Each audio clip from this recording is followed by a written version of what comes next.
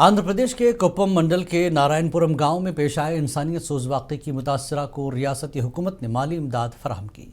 वज़ीर आला चंद्रबाबू नायडू की फौरी मदाखलत के बाद मुतासरा खातून शिरीषा और उसके ख़ानदान को हुकूमत की जानिब से आज 5 लाख रुपए, 50 सेंट ज़मीन और पुलिस तहफ़्फ़ुज़ फराहम किया गया।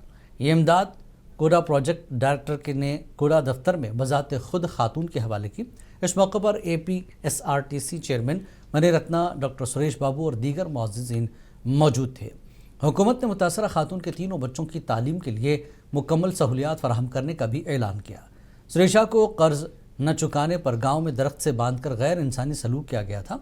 इस पर वज़ीर आला नारा चंद्रबाबू नायडू ने मुतासरा से बात की और यकीन दहानी कराई कि हुकूमत न सिर्फ बच्चों की तालीम का खर्च उठाएगी बल्कि मुलविस अफराद के खिलाफ सख्त कार्रवाई भी की जाएगी।